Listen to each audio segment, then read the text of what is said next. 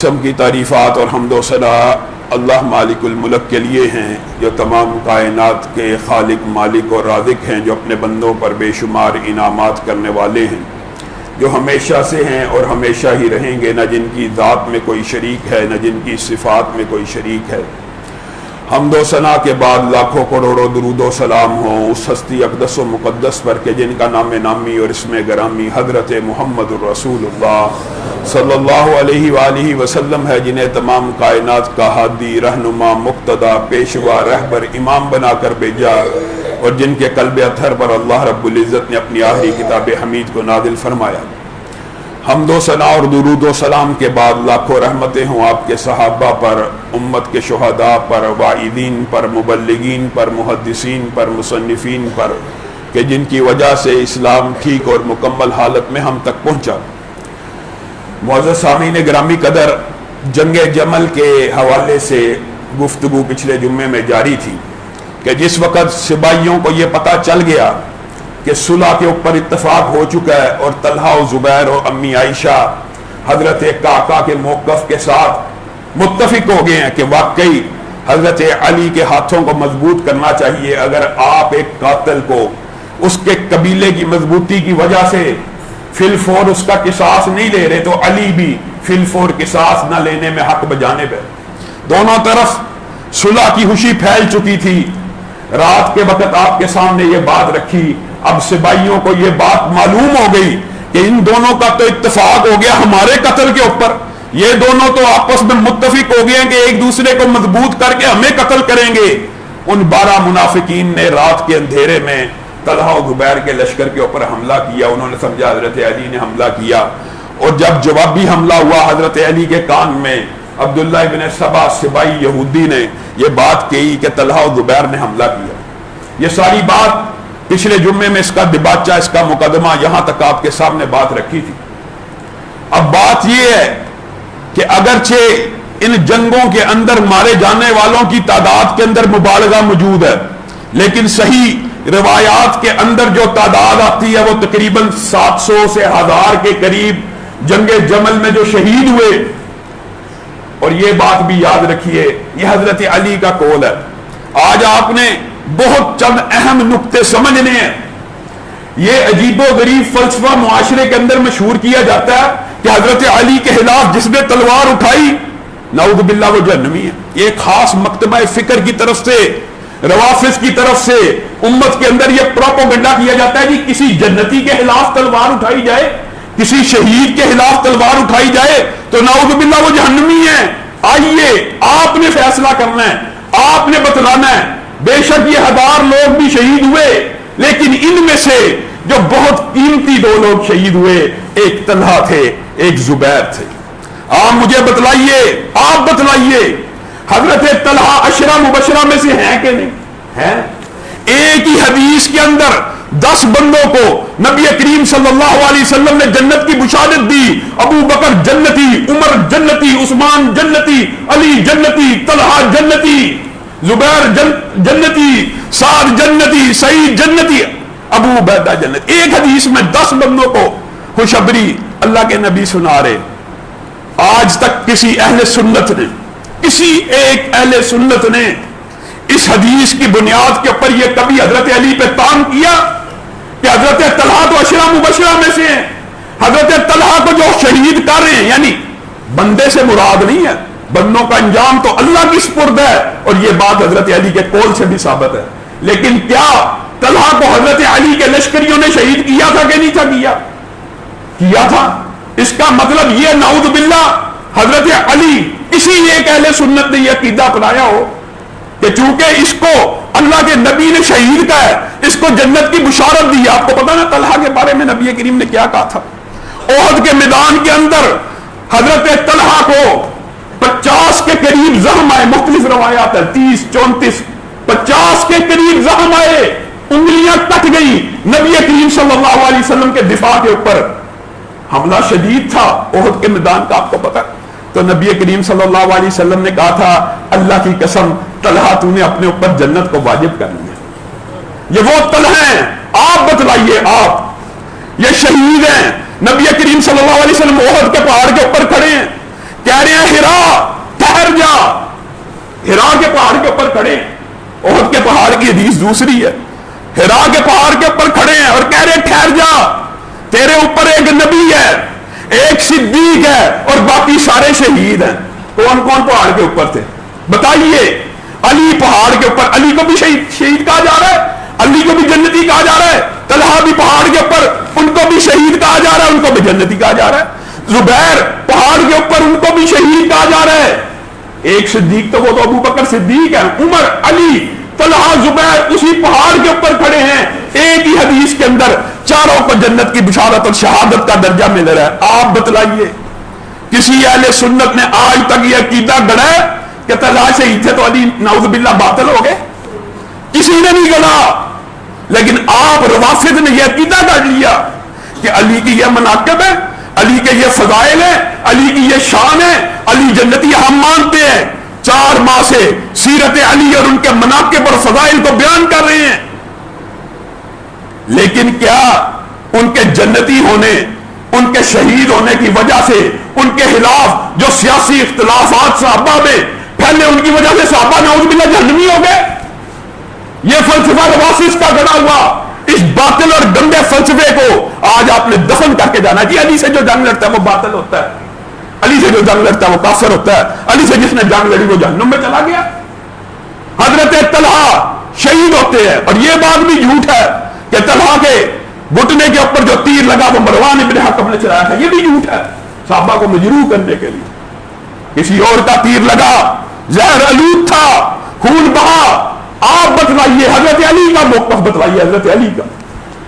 ہمارے لیے, اور تم نے مانا تو علی کو امام ہے لیکن ان کے موقف کے خلاف چلتے ہو.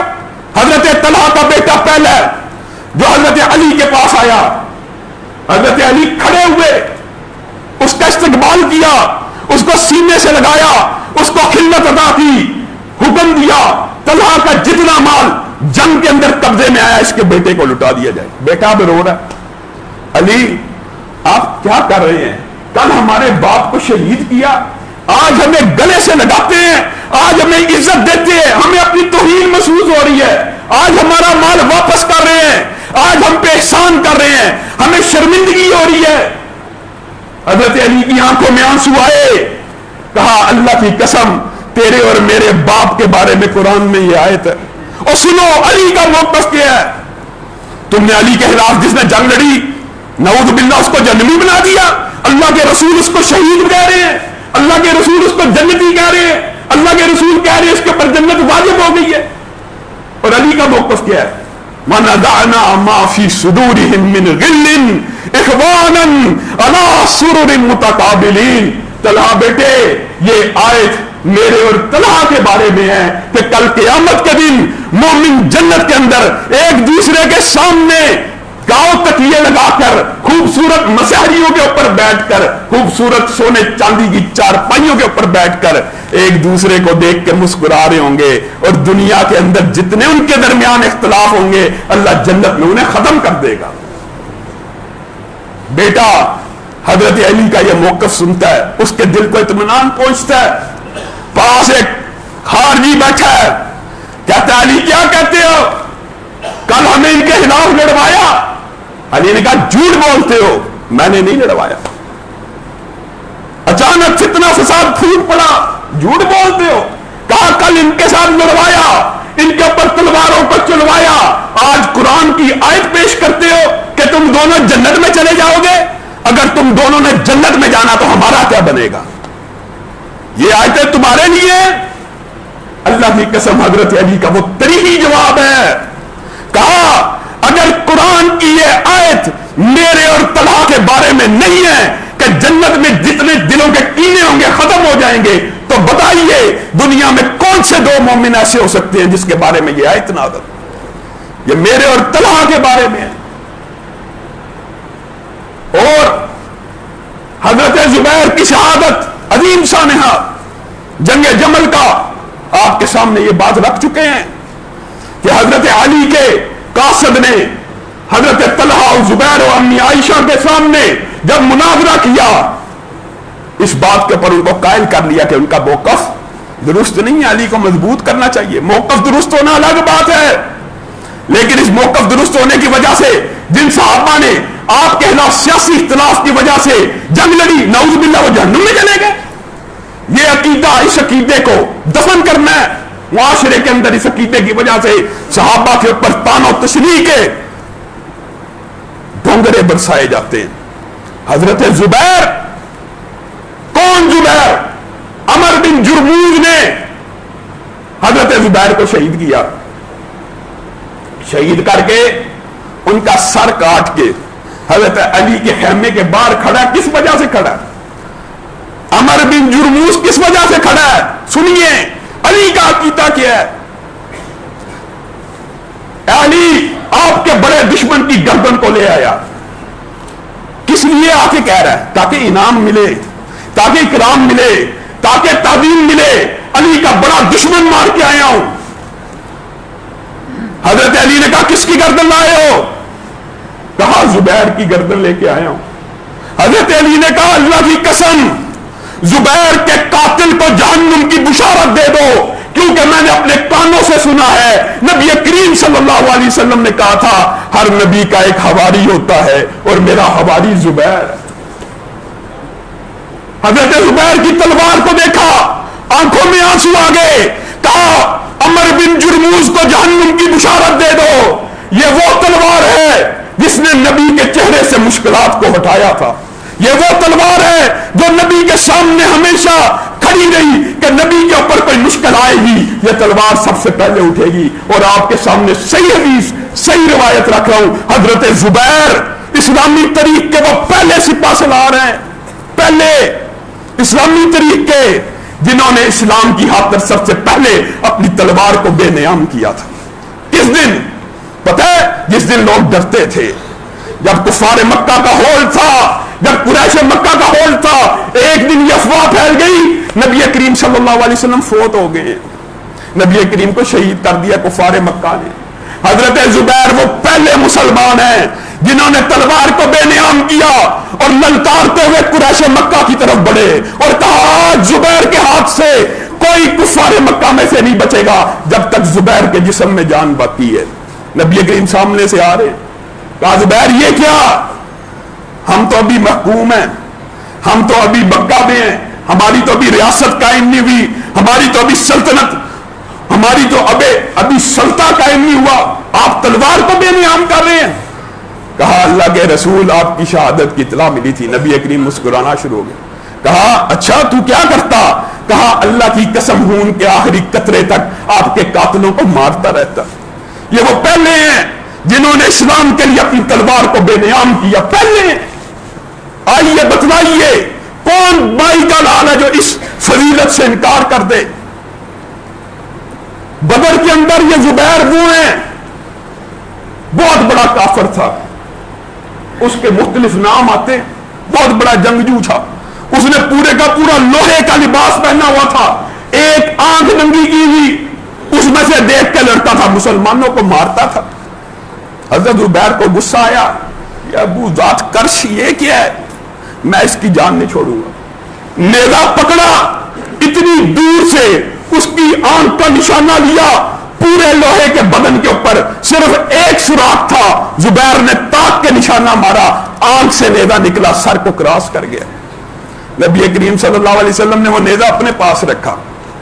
کہا یہ کافروں کے سردار کو قتل کرنے والا نیزہ ہے، بڑا برکت ہے. نبی کریم چلے گئے، ابو بکر نے رکھا. ابو بکر چلے گئے، اس کا اکرام عمر نے کیا. عمر چلے گئے، عثمان نے رکھا. عثمان چلے گئے، نیزہ علی کے پاس آیا. پھر زبیر کے بیٹے نے حضرت علی سے مانگا کہ مجھے یہ نیزہ واپس کر دیجیے. حضرت علی نے واپس لوٹا دیا. یہ وہ زبیر ہیں جن کے بارے میں علی کہہ رہے ہیں کہ اس کے قاتل کو جہنم کی بشارت دے دو. آپ کو پتا ہے حواری ہونا، حواری کیا ہوتا ہے؟ ہر رسول کے حواری ہوتے تھے. حواری کا ذکر قرآن میں موجود ہے، عیسیٰ کے حواریوں کا. یہ کم اعزاز کی بات نہیں ہوتی کہ کون ہے اللہ کا مددگار. حواری کہتے ہیں ہم اللہ کے مددگار ہیں. اللہ تو لوگوں کی مدد کرتا ہے، حواری یہ کہتے ہیں ہم اللہ کی مدد کرتے ہیں. یہ حواری یہ رسول ہے. احد میدان کے اندر حضرت زبیر خود بیان کرتے ہیں میرے لیے رسول اللہ صلی اللہ علیہ وسلم نے اپنی والد اور والدہ کو جمع کیا. جب میں لڑ رہا تھا، جب میں تلوار چلا رہا تھا، تو رسول اللہ صلی اللہ علیہ وسلم نے کہا تھا تجھ پہ میرے والدین قربان جائیں. یہ نبی کی پھوپھی کے بیٹے ہیں اسی جنگ کے اندر. مشہور واقعہ، چچا حمزہ شہید ہو گئے، پھوپھی صفیہ دوڑتی نہیں آئی، بڑی طاقتور تھی. یہ ہے وہ زبیر. رسول اللہ صلی اللہ علیہ وسلم کے قاصد بن کے پھوپھی کے پاس جا رہے ہیں. نبی کریم نے کہا دیکھو اس عورت کو روکو. کہاں پہ؟ مردوں میں آ رہی ہے. کہاں پہ؟ میتوں کے اوپر بویلا کرے گی. سبھی پھوپھو ہے. نبی کریم صلی اللہ علیہ وسلم اس کے بیٹے کو کہہ رہے. جب وہ گئے، والدہ نے دھکا دیا. زبیر پیچھے ہٹ کے کہا امی بیٹے کی حیثیت سے نہیں آیا، امی بیٹے کی حیثیت سے نہیں آیا، نبی کا قاصد بن کے آیا ہوں. اسی وقت پھوپھو صفیہ رک گئی، والدہ صفیہ رک گئی. اگر نبی کا پیغام ہے بیٹا تو تجھے تو میں گرا دیتی، لیکن اگر رسول اللہ کا پیغام لے کے آیا تیرا میں احترام کرتی ہوں. بتا کیا کہتے. وہ سارا معاملہ آپ کے سامنے ہوا کہ پھوپھو نے کہا میں وبیلا کرنے نہیں آئی، کفن دینے کے لیے آئی ہوں. کفن کی 2 چادریں میرے حمزہ کو دے دیجئے، میرے بھیا کو دے دیجئے. اس وقت صحابہ بیان کرتے یہ بھی اثار ہے صحابہ کا. اللہ کی قسم حمزہ کے ساتھ ایک انصاری صحابی کی میت پڑی تھی، ایک انصاری صحابی کی میت پڑی تھی. ہم حمزہ کو کفن دینے لگے. ہمیں اس بات پہ غیرت آئی حمزہ 2 کپڑوں میں دفن ہوگا اور انصاری بغیر کپڑے کا دفن ہوگا. ہم نے حمزہ کے کفن کے دونوں حصوں میں ایک کے اندر انصاری کو ڈالا، ایک کے اندر حمزہ کو ڈالا. یہ صحابہ ہیں، ان کے خلاف بکواس کرتے ہو. یہ وہ زبیر ہیں جن کے لیے ایک دفعہ نہیں، نبی کریم صلی اللہ علیہ وسلم نے 2 دفعہ یہ کہا، 2 دفعہ کہا، 2 دفعہ کہ تجھ پہ میرے والدین قربان ہو جائیں. انہوں نے حضرت علی کے ساتھ اگر اجتہادی طور کے اوپر ایک موقف کو درست سمجھتے ہوئے جنگ لڑی تو ان سے یہ اعزاز چھین لیے جائیں گے. کیا یہ شہید نہیں ہے؟ کیا یہ جنتی نہیں ہے؟ آج تک کس اہل سنت کے اندر یہ جرأت ہے جو رافضیوں کی طرح بدعقیدہ ہو کے یہ بات کرے کہ طلحہ جنتی تھے، زبیر جنتی تھے، انہیں عشرہ مبشرہ میں تھے، انہیں جنت کی بشارت ہوئی، علی نے ان سے جنگ کر کے غلطی کی؟ آج تک کسی اہل سنت نے یہ کہا ہے؟ نہیں ہم کہتے، کیونکہ ہم اس منہج سلیم کے اوپر ہیں جس کے اندر صحابہ کے مابین جو اختلافات ہیں اس کی وجہ سے کسی کو کافر اور جہنمی نہیں کہا جاتا. تم علی کے خلاف جو لڑا نعوذ باللہ آگ میں چلا گیا. علی کے خلاف جس نے جنگ لڑی باطل ہے. علی کے خلاف یہ اتنے بد زبان ہیں، انہوں نے معاشرے کے اندر اتنی فتنہ انگیزی پھیلائی ہوئی ہے، امی عائشہ کو معاف نہیں کرتے. امی عائشہ کے بارے میں جھوٹی روایات گڑی ہوئی ہیں. جو بات صحیح ہے وہ بھی آپ کے سامنے رکھوں گا. حضرت عائشہ واقعی دنگے جمل کے اندر آتے آتے چشمہ حوض کے مقام کے اوپر پہنچی تھی اور اس وقت وہاں کتے بھونک رہے تھے. حضرت عائشہ نے کہا یہ مقام کون سا ہے؟ روایت کون کر رہا ہے؟ بے ضمیرو، نبی کی حدیث کو بیان کون کر رہا ہے؟ امی عائشہ خود بیان کر رہی ہیں. یہ کون سی جگہ ہے؟ یہ حوض کا مقام ہے. اچھا، مجھے نبی کریم صلی اللہ علیہ وسلم کی ایک بات یاد آئی. نبی کریم نے کہا تھا ایک وقت آئے گا امہات المومنین میں سے ایک چشمہ حوض سے گزرے گی اور وہاں کتے بھونک رہے ہوں گے اور وہاں پہ بڑے بڑے لوگ پھر اس کے ارد گرد قتل کیے جائیں گے. حضرت زبیر کو بتا رہی ہیں یہ حدیث میں نے سنی ہے نبی کریم سے. اس حدیث کے آگے جھوٹ، من غلط صحیح الفاظ کو مکس کر کے یہ مقدمہ پیش کیا روافض نے کہ امی عائشہ نے نعوذ باللہ نبی کی بات نہیں مانی. حدیث صرف اتنی ہے جو صحیح ہے، باقی سارے الفاظ ضعیف ہیں. یہ بوری عورت والے نبی کریم نے منع کیا تھا. اس حدیث کے اندر منع کہاں ہے؟ دکھائیے. اس حدیث میں تو اطلاع دی جا رہی ہے کہ ایک وقت آئے گا امہات المومنین میں سے ایک ام المومنین کے جب چشمہ حوض سے گزریں گی وہاں کتے بھونک رہے ہوں گے. یہ تو اطلاع ہے. اور حضرت زبیر کو حضرت عائشہ کہتی ہے مجھے رکنا چاہیے کہ نہیں. میں نے یہ حدیث سنی. حضرت زبیر نے کہا اب تو صلح ہو رہی ہے، اب تو صلح صفائی ہو رہی ہے، اب تو معاملہ امت کے اندر اختلاف کا ختم ہو رہا ہے، آپ کو چلنا چاہیے. یہ احتمال پایا جاتا تھا. حضرت عائشہ نے خود بیان کی ہے تم نے اس روایات کے اندر الفاظ گھڑ کے امی عائشہ کی ذات کے اوپر کیچڑ کو اچھالا. کون امی عائشہ؟ یہ بھی حدیث کے صحیح الفاظ سن لیجئے. حضرت علی کے پاس جنگ جمل کے بعد حضرت علی کے خیمے کے پاس حضرت علی نے امی عائشہ کا خیمہ لگوایا اور خیمے کے بعد جا کے ان کی خدمت میں عرض کی کہ میں آپ کو مدینہ واپس بھیجنا چاہتا ہوں۔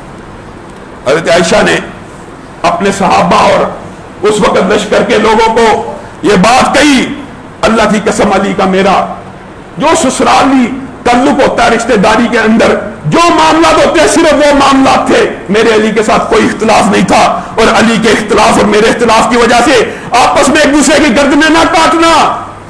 حضرت علی خود بیان کرتے ہیں میں امی عائشہ کو مدینہ اس لیے پہنچانا چاہتا تھا کہ نبی کریم صلی اللہ علیہ وسلم نے مجھے کہا تھا، صحیح حدیث ہے کہ ایک وقت آئے گا تیرے اور عائشہ کے ماں بہن کوئی چیز ہوگی، صرف یہ لفظ ہے۔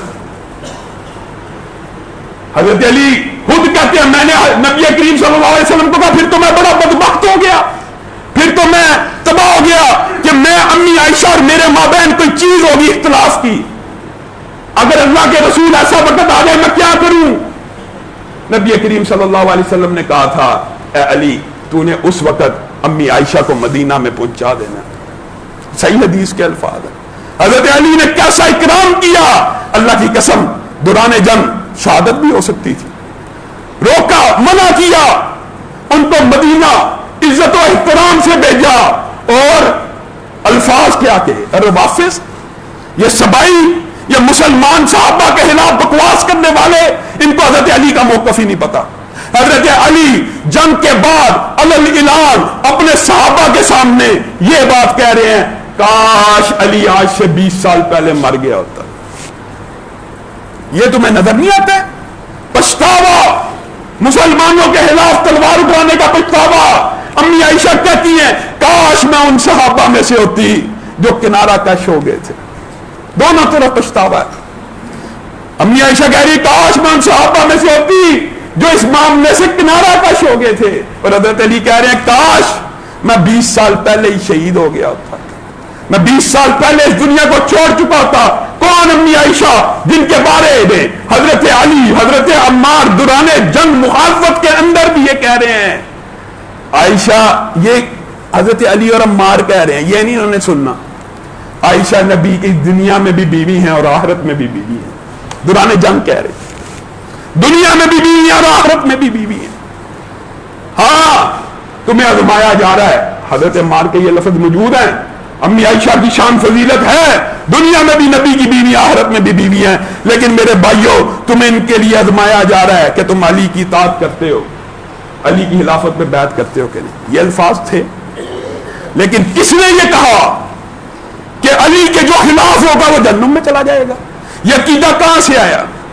یہ باطل اور فاسد عقیدہ، اس کے رد کے اندر آپ طلحہ کے لیے جنت کی بشارت، زبیر کے لیے جنت کی بشارت۔ امی عائشہ کے بارے میں حدیثوں کا پتہ ہے، ام سلمہ نے ہلکی سی بات جو سو کناپے پہ ہوتی ہے رسول اللہ صلی اللہ علیہ وسلم کو کہی، رسول اللہ صلی اللہ علیہ وسلم غصے میں آ گئے، کہا ٹھیک ہے اللہ نے تمہیں میری بیویاں بنایا، تمہاری قدر و منزلت اللہ نے بہت رکھی ہے، تمہارے لیے قرآن پاک کی آیات اتری ہیں، لیکن یاد رکھو عائشہ کے بارے میں مجھے تنگ نہ کیا کرو، میں رسول اللہ صلی اللہ علیہ وسلم اس بات کی گواہی دیتا ہوں مجھے تم میں سے کسی بیوی کے لحاظ میں وحی نہیں آئی، لیکن عائشہ کے کمبل کے اندر بھی مجھے وحی آتی ہے۔ یہ وہ عائشہ ہے جن کے لیے رسول اللہ صلی اللہ علیہ وسلم اپنی بیویوں کو کہہ رہے ہیں میں زندگی کے آخری ایام اپنی اس محبوب بیوی کے گھر میں گزارنا چاہتا ہوں، جس کو نبی کریم صلی اللہ علیہ وسلم کہہ رہے ہیں آپ کو دنیا میں سب سے اچھا کون لگتا ہے؟ مردوں میں عائشہ کے والد اچھے لگتے ہیں۔ کیا خوبصورت انداز ہے، ابو بکر کا نام نہیں لیا، بیوی کے ساتھ نسبت کی، کہا دنیا میں سب سے محبوب مرد اگر کوئی ہے تو عائشہ کا باپ ہے، دنیا میں سب سے محبوب عورت آقا آپ کو کون سی ہے؟ وہ تو عائشہ ہے۔ عائشہ کی فضیلت دیگر عورتوں پہ اس طرح ہے جس طرح سرید ایک کھانا ہے، عرب کھاتے شوربے میں اس کے اندر مٹن کی مچھلی ہوتی ہے جو ٹانگ کے ساتھ لگی ہوتی ہے، اس کو شوربے میں بھگو کے کھایا جاتا ہے، سرید اس کو کہتے ہیں۔ کہا عائشہ کی فضیلت دیگر عورتوں میں ایسے ہے جیسے کھانوں میں سرید کی فضیلت ہے۔ عائشہ وہ ہیں جنہیں اللہ رب العزت نے میرے سامنے خواب میں پیش کیا اور مجھے پتا لگا کہ اس دنیا میں یہ ہونے والا یا آخرت میں یہ ہونے والا. عائشہ وہ ہیں کہ جن کے لیے نبی کریم صلی اللہ علیہ وسلم نے کہا عائشہ پتا کیا ہے, بتائیے کیا ہے؟ تمہیں جبریل امین سلام کہہ رہے ہیں. عائشہ کہتی ہے میں ان کو تو نہیں دیکھ سکتی لیکن میری طرف سے بھی ان کو وعلیکم سلام کہیے. عائشہ وہ ہیں جن کے لیے قرآن پاک کی آیات پے در پہ نازل ہوئی, الخبیثات للخبیثین.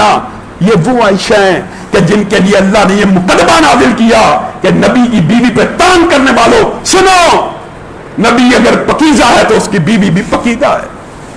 تم نبی کی بیوی پہ تان کرتے ہو.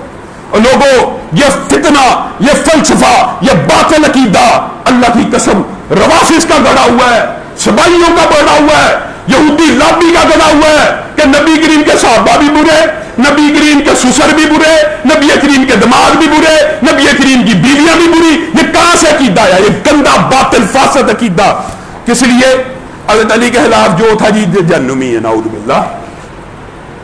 آئیے جس حدیث کو سب سے زیادہ روافض اپنے حق میں استعمال کرتے ہیں اس حدیث کو بھی سن لیجئے. وہ بات ابھی آگے آنی ہے. اس جنگ کے 6-7 ماہ بعد ایک جنگ صفین بھی لڑی گئی جس حوالے سے ہم اپنی گفتگو اگلے جمعوں میں کریں گے.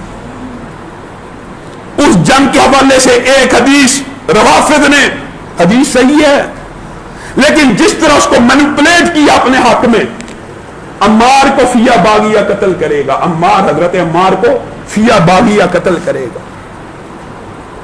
اس حدیث کو بنیاد بنا کر حضرت علی کے خلاف جس نے جنگ لڑی نعوذ باللہ وہ کافر. یہ عقیدہ ویسے ہی باطل ہے. آپ بتلائیے طلحہ جنتی ہیں, زبیر جنتی ہیں, عائشہ جنتی ہیں. آج ہم نے گفتگو یہ کی. اس کا مطلب ہے کہ آپ کسی اختلاف کے باوجود دونوں فریق جنت میں جا سکتے ہیں جب وہ صحابہ ہوں, کیونکہ صحابہ کی خطائیں وَكُلًّا وَعَدَ اللَّهُ الْحُسْنَىٰ, اللہ نے اگلی پچھلی ویسے ہی معاف کر دی ہیں. اور حضرت علی جمل کی بات نہیں کر رہا, صفین جس کو آگے ہم نے بیان کرنا ہے اس کے اندر علی کے ساتھیوں نے علی سے پوچھا یہ جو قاتل اور مقتول ہے ان کا انجام کیا ہے؟ حضرت علی نے کہا اللہ کی قسم جو اللہ کی رضا کے لیے اجتہاد کر کے اپنے موقف کو درست سمجھ کے لڑ رہا ہے وہ قاتل بھی جنتی ہے وہ مقتول بھی جنتی. علی کہہ رہے ہیں. علی کے ساتھیوں نے کہا پھر آپ لڑوا کس وجہ سے رہے؟ میں لڑوا رہا ہوں. یہ لڑائی سپاہیوں نے چھیڑی ہے, قاتلین عثمان نے چھیڑی ہے. نہ حضرت علی کا کوئی ارادہ تھا. اس حدیث کے حوالے سے 2-3 باتیں سن لیجئے. فیا باغیہ, عمار کو فیا باغیہ قتل کرے گا. محدثین مفسرین نے اس کی بہت سی تشریحات کی. سب سے پہلی بات جو الزام روافض لگاتے ہیں بالفرض ان کے الزام کو ہم مان لیتے ہیں. مان لیا ابو غادیہ رضی اللہ تعالیٰ عنہ نے عمار کو شہید کیا روافض کے ہاں, اور بعد مصادر میں یہ بات ملتی ہے لیکن یہ تاریخ کی باتیں. ابو غادیہ کون ہیں؟ اگر ان کو صحابی مانا جائے, اگر ان کو صحابی مان لیا جائے کہ یہ صحابی ابو غادیہ ہیں جنہوں نے عمار کو شہید کیا, اور عمار کے بارے میں نبی کریم نے فرمایا اس کو فیا باغیہ مارے گا, یعنی باغی گروہ مارے گا. اگر یہ شیعوں کا استدلال مان لیا جائے کہ یہ صحابی ہیں جنہوں نے عمار کو شہید کیا تھا, اگر مان لیا بالفرض ہم سب مان لیتے. آپ کو پتا ابو غادیہ جس صحابی کے پر یہ الزام لگایا جاتا ہے وہ کون تھے؟ وہ بیعت رضوان کے اندر موجود تھے جن کے بارے میں اللہ نے اپنے قرآن میں کہہ دیا ہے رضی اللہ عنہم ورضوان, اللہ ان سب سے راضی ہو گیا ہے, یہ جو مرضی کرتے رہے اللہ ان کو جنت میں داخل کرے گا. اب بتلائیے, آپ بتلائیے جس کو اللہ جنت کی بشارت دے رہا ہے آپ اس کو جہنمی کس انداز میں کہہ سکتے ہیں؟ ہاں جو دیگر علماء کا کہنا وہ یہی ہے یہ ابو غادیہ صحابی نہیں تھے, یہ ابو غادیہ نامی ایک خارجی تھا, اس کا نام بھی ابو غادیہ تھا بلکہ اس کا اصل نام شیعہ مصادر میں ابو عالیہ الفراری لکھا ہوا ہے, ہمارے مصادر میں نہیں, شیعوں کے مصادر میں. ایک طرف الزام لگاتے ہیں عمار کو ایک صحابی نے. یہ فلسفہ کیوں گڑا جاتا ہے؟ آپ کو پتا یہ کیوں گڑا جاتا ہے؟ یہ اس لیے گڑا جاتا ہے کہ کسی نہ کسی طرح صحابیت کے اوپر چوٹ لگائی جائے اور لوگوں کے دماغ میں یہ بات ڈالی جائے کہ نعوذ باللہ ثم نعوذ باللہ کسی صحابی کے بھی جہنم میں جانے کے امکان ہے. نعوذ باللہ نہیں جا سکتے. اللہ نے وعدہ کر لیا ہے وَكُلًّا وَعَدَ اللَّهُ الْحُسْنَى. ہر صحابی کے ساتھ جس نے نبی کریم صلی اللہ علیہ وسلم نے کو جیتے جی جن آنکھوں نے نبی کے چہرے کا دیدار کر لیا, اللہ نے ان آنکھوں کے اوپر جہنم کو حرام کر دیا ہے. کیسے جائیں گی وہ آنکھیں؟ ایمان والی نہیں جا سکتی. جنہوں نے نبی کے چہرے کا دیدار کر لیا وہ جہنم میں نہیں جا سکتے. اور اگر تم یہ ابو وادیہ بیت رضوان والے کہتے ہو, ان کے بارے میں تو اللہ بھی قرآن کی آیت موجود ہے. گویا یہ سارا فلسفہ اس لیے گڑا جاتا ہے کہ کسی نہ کسی صحابی کو نعوذ باللہ انہوں نے جہنم میں پہنچا دیا. نعوذ باللہ. یہ باطل اور فاسد نظریہ. اس حوالے سے انشاءاللہ اپنی گفتگو کو جاری رکھیں گے اور انشاءاللہ آئندہ آنے والے خطبات کے اندر جنگ صفین, تحکیم اور خوارج کے ساتھ جو حضرت علی کی جنگیں ہوئی اس کو بھی بیان کیا جائے گا. خوارج نکلے کیوں, ان کی وجوہات اور اسباب کیا تھی, انشاءاللہ آئندہ آنے والے خطبے میں اس کو بیان کیا جائے گا. اللہ رب العزت جو کہا گیا, جو سنا گیا, جو فلسفہ آج بیان کیا گیا ہے کہ یہ جھوٹ ہے کہ صحابہ اگر آپس میں جنگ کرے تو ایک جہنمی ہوتا ہے ایک جنتی ہوتا ہے. دونوں جنتی ہو سکتے ہیں اور ہوتے ہیں, دونوں جنتی ہوتے ہیں. اگر صحابی ہوں گے تو جنتی ہوں گے. یہ عقیدہ باطل اور فاسد ہے. آپ بتلائیے ان تین بڑے اکابر صحابہ کے بارے میں, طلحہ, زبیر اور امی عائشہ کی الگ سے فضائل بے شمار ہیں. انشاءاللہ کبھی وقت آئے گا اس کے بارے میں بھی مفصل گفتگو ہوگی. اللہ جو کہا گیا, جو سنا گیا, اس کو سمجھنے کی توفیق عنایت فرمائے.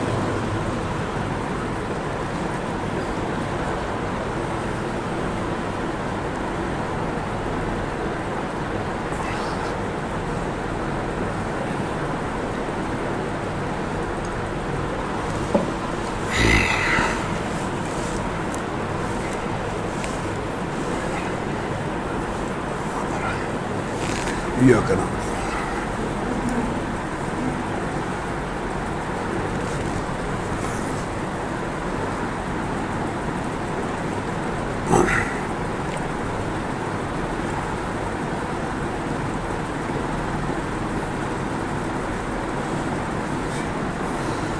ان الحمد لله نحمده ونستعينه ونستغفره ونؤمن به ونتوكل عليه ونعوذ بالله من شرور انفسنا ومن سيئات اعمالنا من يهده الله فلا مضل له ومن يضلل فلا هادي له واشهد ان لا اله الا الله واشهد ان محمدا عبده ورسوله اما بعد فان خير الحديث كتاب الله وخير الهدي هدي محمد صلى الله عليه وسلم وشر الامور محدثاتها وكل محدثة بدعة وكل بدعة ضلالة وكل ضلالة في النار.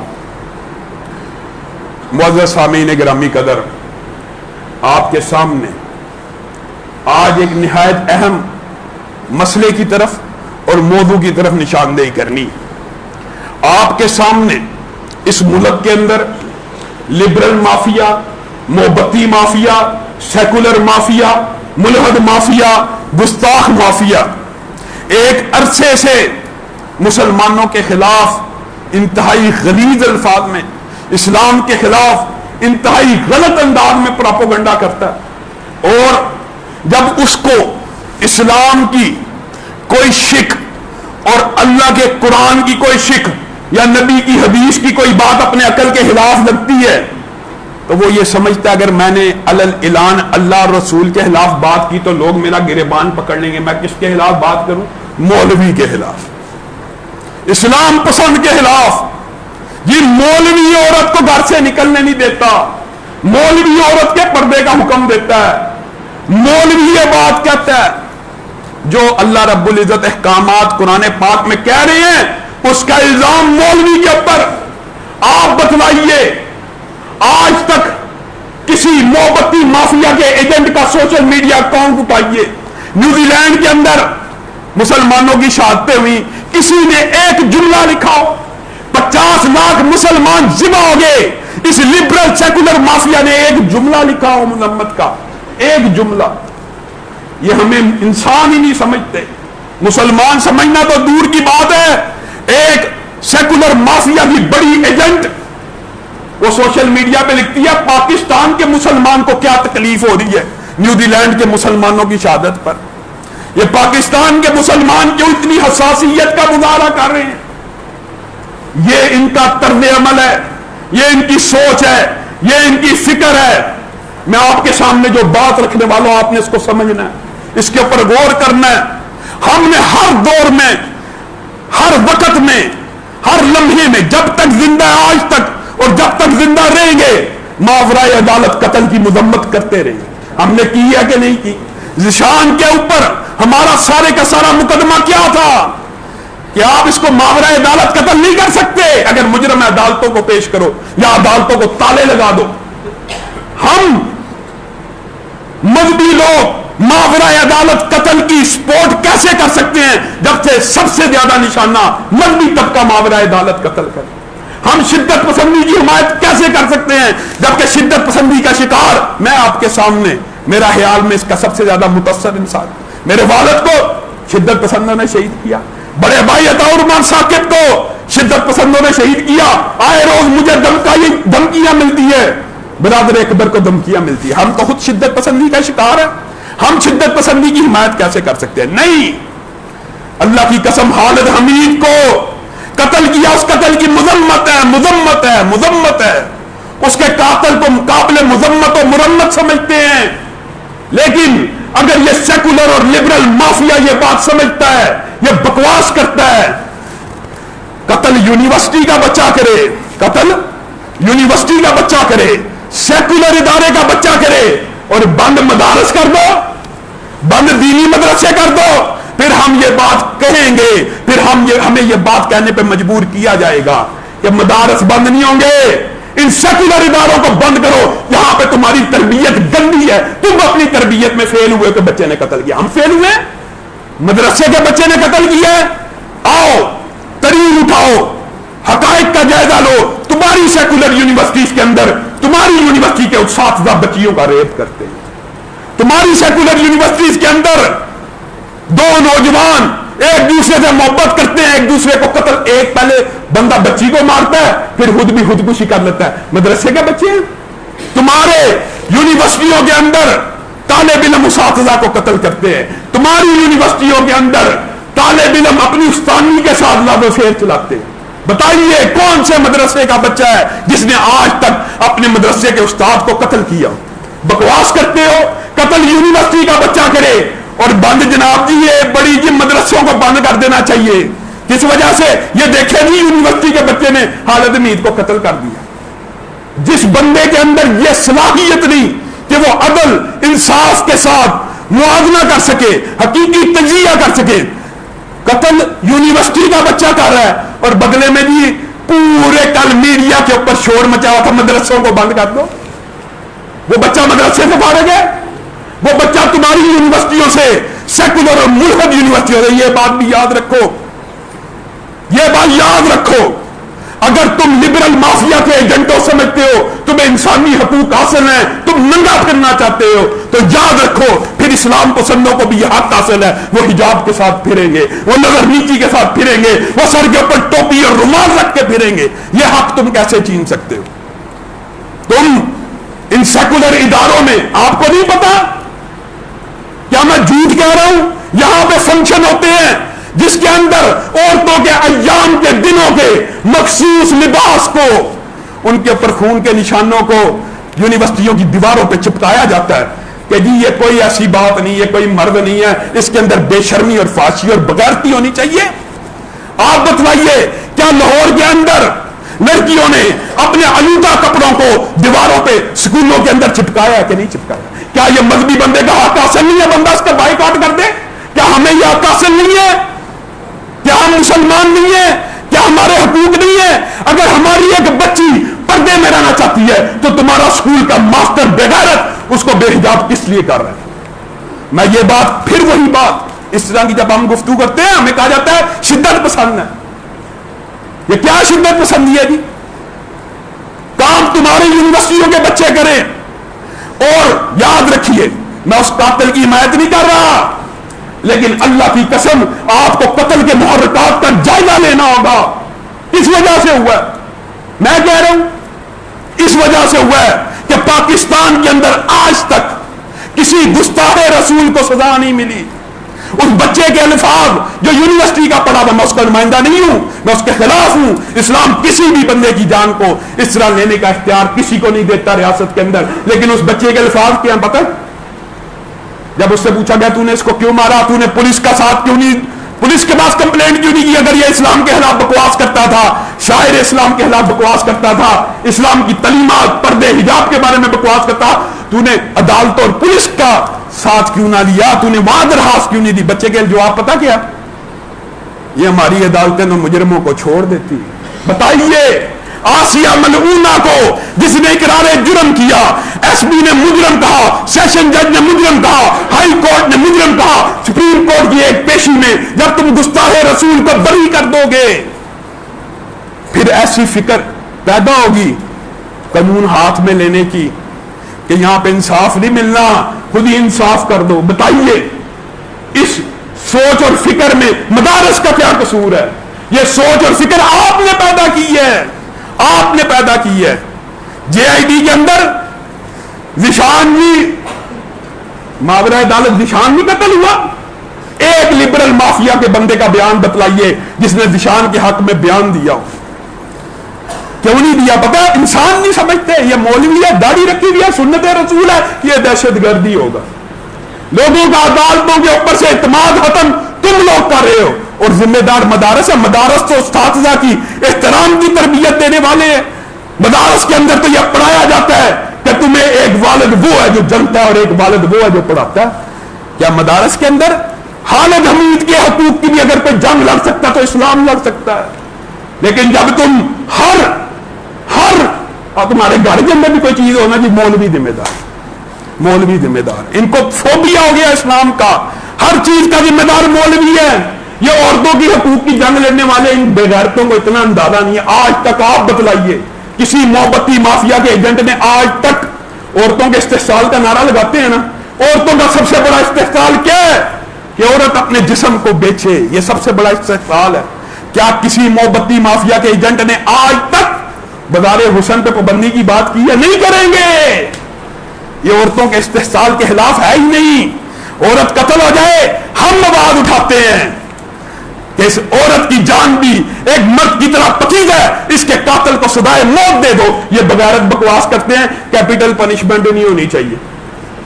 یہ عورتوں کے حقوق کی بات کریں گے.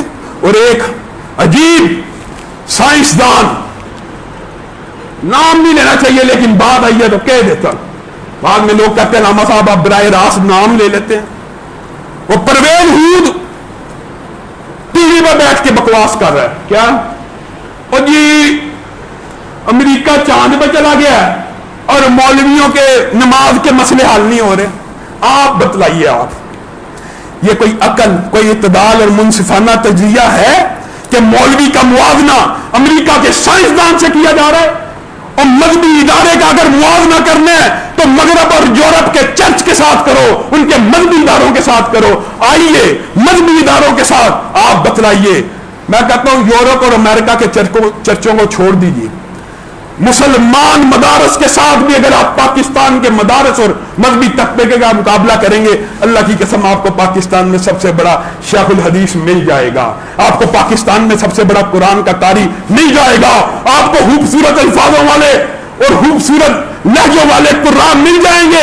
موازنہ اس طرح کیا جاتا ہے کہ قاری کا موازنہ سائنسدان سے کیا جائے, اور بغیر تو اپنی نکامیوں پر پردہ ڈالنے کے لیے جن امریکہ چاند پہ پہنچ گیا ہے, مولویوں کی وجہ سے تم چاند میں نہیں پہنچے, اور چاند پہ پہنچانا تیرا کام تھا. سائنسدان تو ہے, فیل تو ہوا, ناکام تو ہوا. اگر اداروں کے ساتھ اگر کمپیریزن کرنا تو اعتدال اور منصفانہ کرو. پاکستان کے ڈاکٹرز دنیا کے بہترین ڈاکٹر, پاکستان کے انجینئر دنیا کے بہترین انجینئر, پاکستان کے علماء دنیا کے بہترین علماء, پاکستان کے سائنسدان تیرے جیسے نکمے پرویز ہوں, تیری وجہ سے تو ناکام ہے. یہ اسپیس شٹل تو نے بنانی تھی, مولوی نے نہیں تھی بنانی. تو اپنی ناکامی کا ذمہ دار مولوی کو کہہ رہا. پاکستان کی فوج دنیا کی بہترین فوج, کس شعبے میں ہم پیچھے ہیں بتائیے؟ صرف یہ پرویز ہود کے شعبے میں پیچھے ہیں. اس بغیرت کی وجہ سے سارے کا سارا مسلمانوں کا زوال ہے. ہم بھی یہ کہہ سکتے ہیں. یہ عجیب اس نے فلسفہ بکواس بازی کی ہے. یہ مولوی کی وجہ سے ہم چاند پہ نہیں پہنچ سکے. خبیث آدمی اسپیس شٹل تو نے بنانی تھی, کام تیرا تھا. الزام مولوی پہ لگاتا ہے. اللہ رب العزت ہمارے معاشرے کو ہدایت دے. سبحان ربک رب العزت عما یصفون وسلام.